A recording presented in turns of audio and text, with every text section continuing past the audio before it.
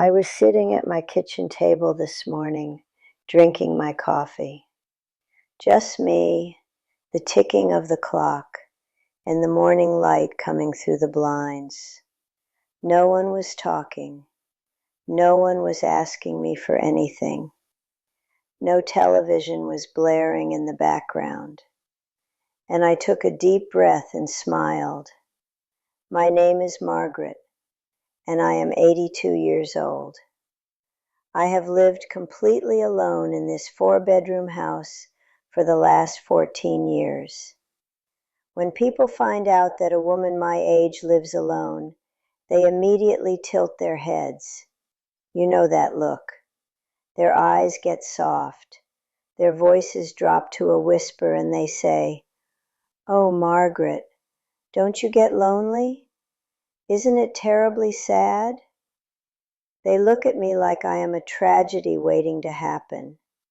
They assume that an empty house is a lonely house, but they are completely, entirely wrong. There is a massive difference between being alone and being lonely. Loneliness is a hunger. Solitude is a feast. If you are over 60 or 70, or if you are simply terrified of growing old by yourself, pull up a chair. Please, sit with me for a moment. Society has lied to you about what it means to live alone in your later years. It took me years of tears and struggle to figure this out. But today I want to share my 5 secrets with you. 5 rules that turned my terrifying empty house into a peaceful sanctuary. And I want you to pay very close attention to the 5th secret, because it is the one that actually saved my life. Secret number 1, you have to stop treating your house like a waiting room. When my husband Robert passed away 14 years ago, the house suddenly felt like a tomb. For the first 2 years, I didn't truly live here. I just existed. I would make myself a plain piece of toast and eat it standing over the sink. I wouldn't turn on the radio. I wouldn't light the good candles. I thought, what is the point? It's just me. I was waiting for my children to visit. I was waiting for the phone to ring. I treated my daily life as a waiting room for the moments when other people would arrive to make it real. But one Sunday I woke up and I realized I was starving my own soul. I went to the store. I bought the ingredients for a complex, expensive beef stew, Robert's favorite actually. I came home. I put on my favorite jazz record. I set the dining room table with the good silverware. I poured a glass of wine, and I sat down by myself. And it was magnificent. Secret number 1 is that you must become your own honored guest. Cook the good food for yourself. Buy the fresh flowers for yourself. Do not wait for an audience to start living your life. Secret number 2, silence is not your enemy. The noise in your head is. People who are terrified of living alone usually leave the television on all day. They walk from room to room with the news blaring, just to feel like there are voices in the house.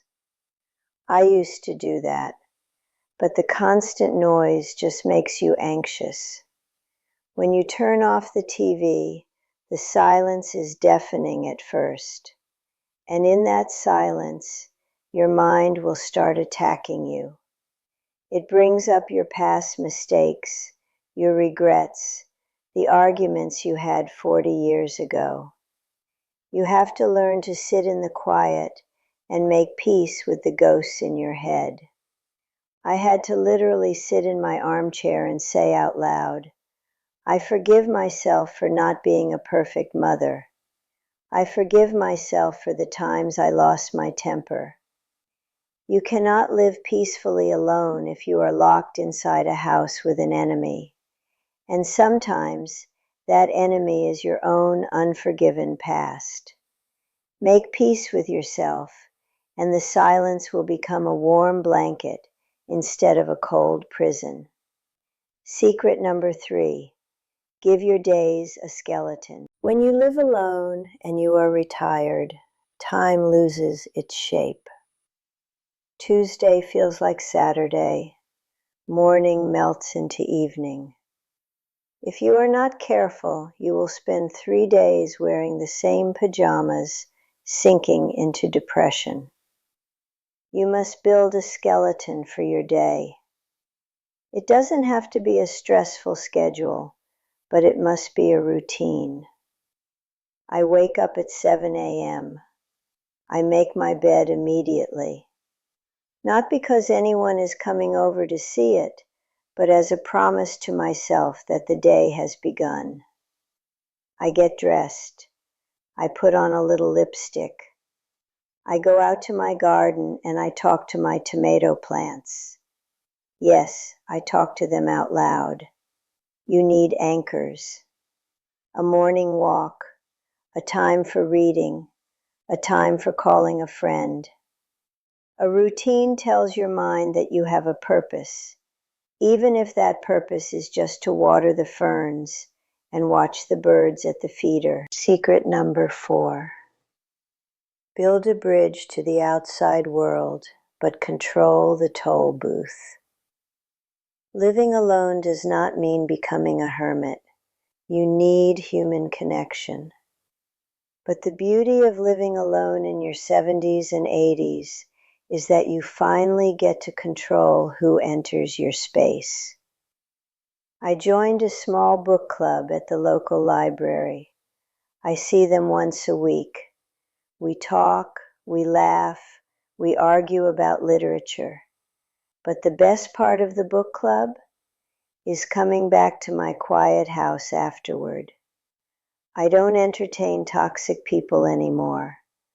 I don't let people who drain my energy come over for coffee. When you live alone, your peace is your most valuable asset. Protect it fiercely. Build bridges to good people, but never be afraid to close the door when you need to recharge. And finally, secret number 5, the hardest one to learn. You must become your own best friend. This sounds like a cliche, I know, but it is the absolute truth. From the time we are born, we are taught to seek our value in other people.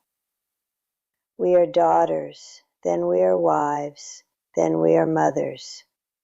We spend decades defining ourselves by who we are taking care of. When the house empties out, you are finally left with just you. And for many women, they have no idea who that person is. About 5 years ago, I started taking myself on dates. I would get dressed up, drive to a nice coffee shop downtown, order a cappuccino, and just sit by the window with a book. The first time I did it, I felt ridiculous. I felt like everyone was looking at me, pitying the old lonely woman at the table. But by the third time, I realized nobody cared. And more importantly, I realized I enjoyed my own company. I realized that Margaret is actually quite funny. Margaret is observant. Margaret is a wonderful person to have coffee with. When you learn to love your own company, you become invincible. You are no longer desperate for attention. You are no longer waiting for someone to save you from your own life. Living alone after 70 is not a tragedy. It is a master class in freedom. I can sleep when I want. I can eat what I want. I can leave my book on the kitchen counter and know it will be exactly there when I get back. I am just an old woman sitting in a quiet house, but my heart is so incredibly full.